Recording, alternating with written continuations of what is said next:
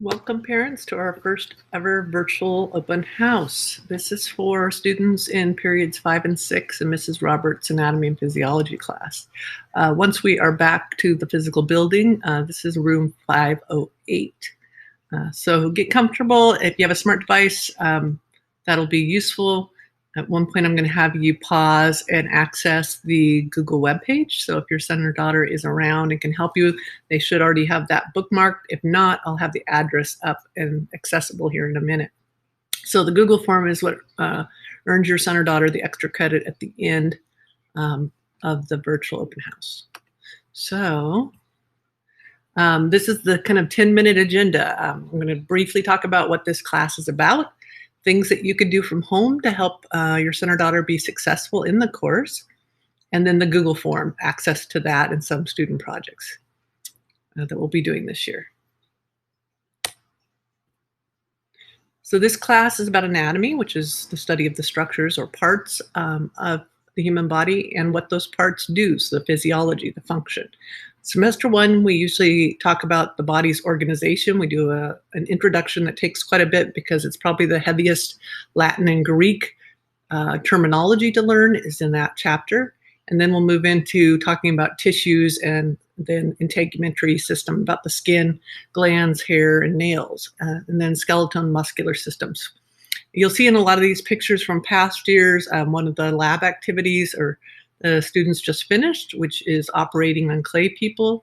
So your sons and daughters should have made something similar and been putting pins in it and learning their body regions, body cavities, and planes of the body. So a lot of this chapter 1 thing, learning it kinesthetically.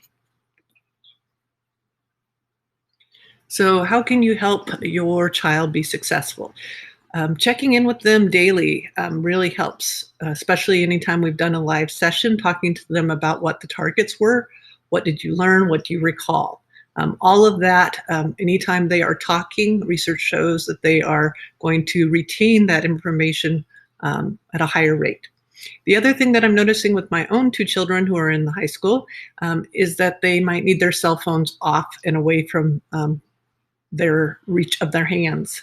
I also have another child that's struggling with distractions from virtual reality. So any of those electronic distractions, if those could be put away and out of reach during those 2 50-minute sessions I have, that's kind of a critical, precious time where I'm going to be giving a lot of information, reviewing things, and introducing new concepts. So if they could not have those distractions, that will help a lot. Encourage them to use conference time during school at the physical building. I am available before school at both lunches because that is my prep, which is 4th, and after school are all okay. Right now, I do have my Zoom link live whenever kids need to come in. Any of those on-demand times when we're not live, I am available. So they just come into my waiting room. I will hear them. It makes like a little doorbell sign or sound, and then I come in, open it, and then they can come in and ask me questions. Those are the classroom codes. Those kids have already accessed and are on Google Classroom, which is where we post all assignments this year. So who is Mrs. Roberts? So this is my 24th year at Camas. It's easy to keep track of because my oldest was 9 months old when I moved here. Although I found out after I got hired that my grandfather built many of the brick homes in this area, and that my aunts and uncles and father all graduated from here. So this it's been a great community for my children to grow up in, and I've really enjoyed teaching here. My credentials for what I teach, I have a bachelor's in science in microbiology. I was very interested in things that make us sick and in cancer. I went on to get my master's in art of teaching and then my national board certification. I love to learn new things. So I am constantly doing some sort of research or institute or college classes. So the AP Institutes, I do teach also AP Environmental Science. So I go to Cincinnati and grade the nation's tests for the past 5 or 6 years, except this last year where we did it online. And I've been involved in everything from Partners in Science, where I studied the harmful effects of algal blooms in Vancouver Lake, to a NOAA teacher at sea where I was looking at aquatic ecology of deep sea coral, and modern research where I was looking at molecular design for things that involved toxicology studies in Texas. So I don't tend to take summers off. It's a misconception for at least some of us teachers who want to stay current in our knowledge as much as possible for our students.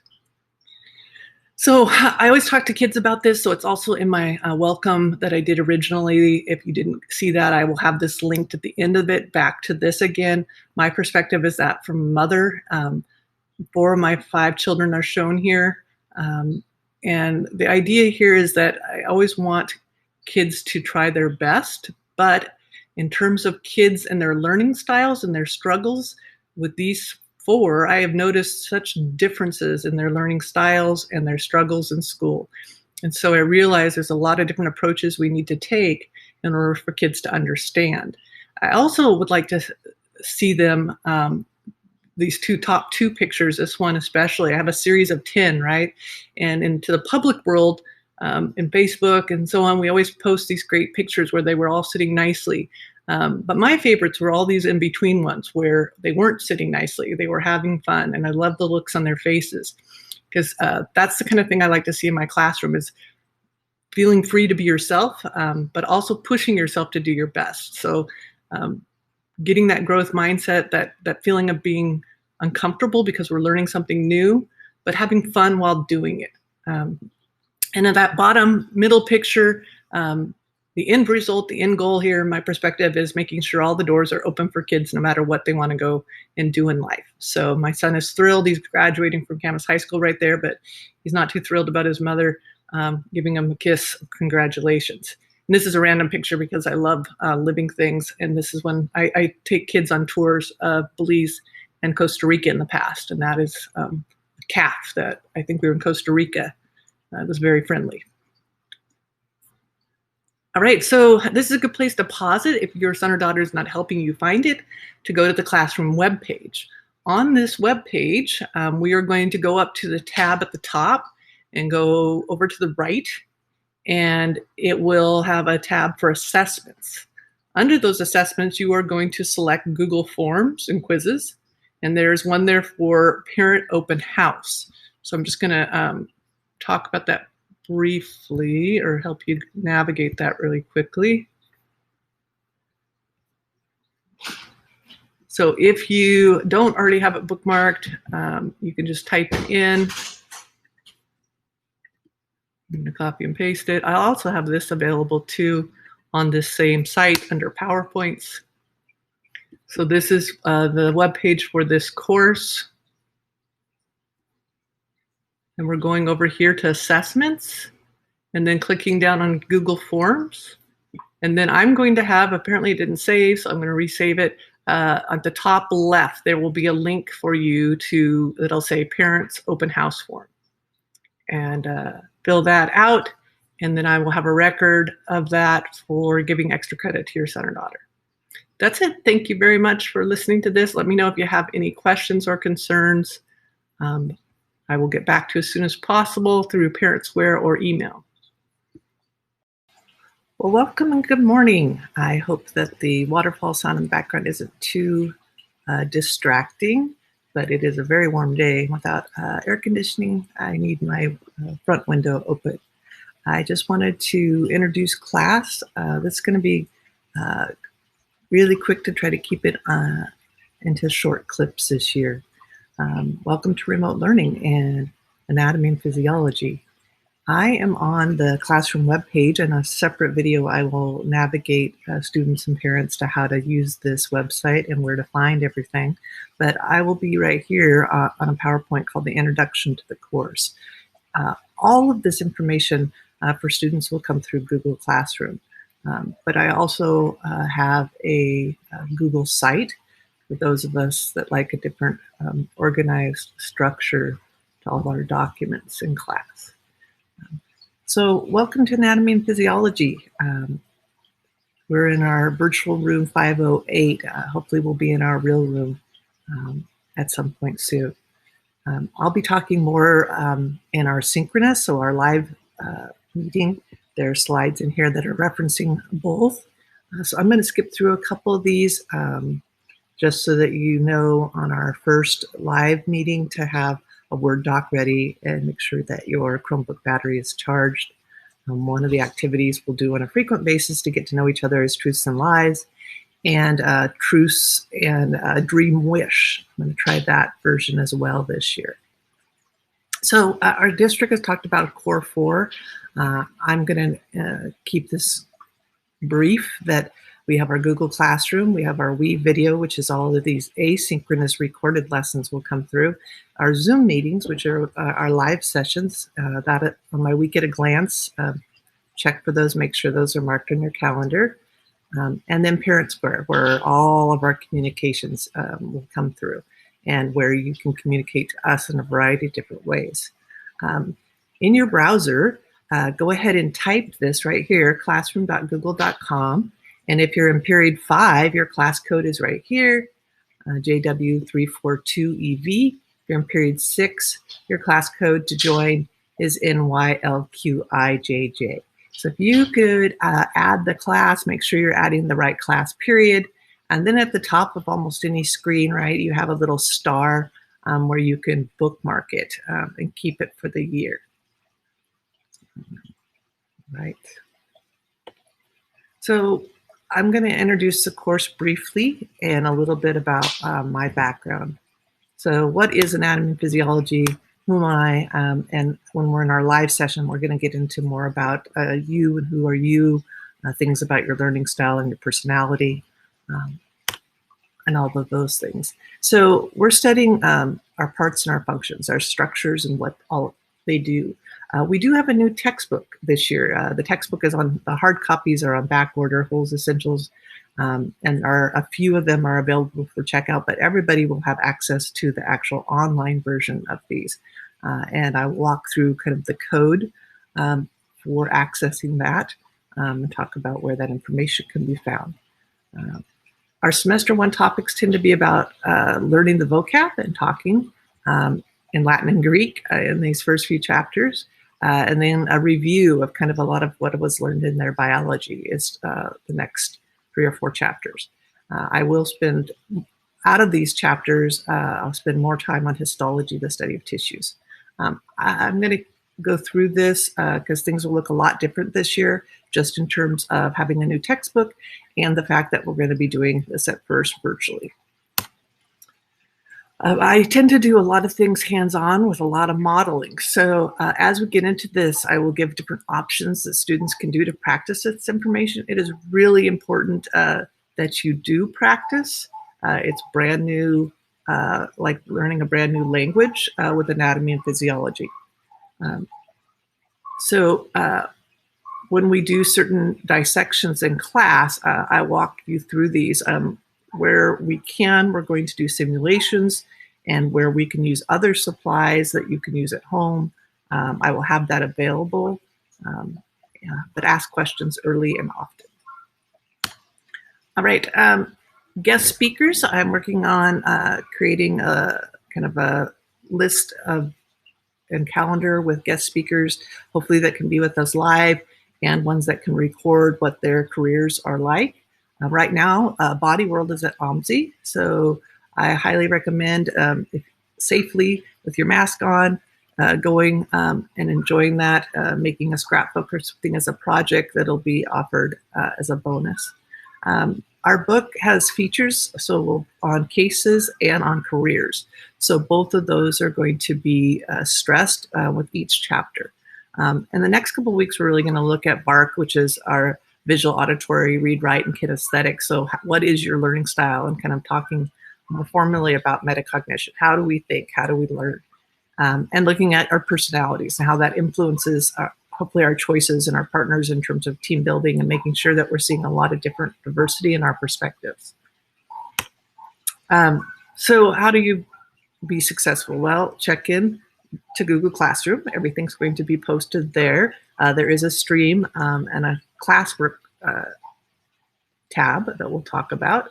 And if you have concerns, of course, go through Parent Square, but there's also email. All of that should run through Parent Square. And unplug. So during lectures, don't have other screens up there where you're doing other things. We know that the brain does not multitask. It just toggles from one task to another, which can be overwhelming in terms of actual retention of the new information. So unplug during the lecture and what I'll call me time, that live time that we have so little of right now. Let's take advantage of it. Form study groups, whether those are virtual or with family members. Use those to practice information. The more you practice it, the more you teach it, and the person talking it is the person that tends to learn it. So keep that in mind. I'll say that several times. The person who is speaking the science is learning more science. So practice it and use it. Right, and then real briefly about me, because I'm sure I'm way over the 6-minute limits that research says are best for you. Hang in there. My degree is in microbiology. I was always interested in the things that make us sick, in particular cancer. So I studied those microorganisms, got my BS, and then got a couple of years, I did all the coursework for molecular and cellular biology through the biochem department at Oregon State, and then decided I would switch into teaching and get my master's, and loved it. So I love to learn new things. I love getting to build relationships with kids, and the way that this profession lets me grow and try new things and share my passion for science, especially doing science with students. So you can, this fourth bullet is all just about those examples of what I tend to do on my quote free time in the summer. So I'm usually involved in everything from some molecular design research in Texas to what's called Partners in Science for 2 summers at an aquatic ecology lab, to even during the year, which was NOAA Teacher at Sea, where I was three weeks out studying deep sea coral. But I try to stay in touch with the current science and share why I enjoy science as a way of understanding our world. And this is my 24th year at Camas, so I've been around a while. Really love this community.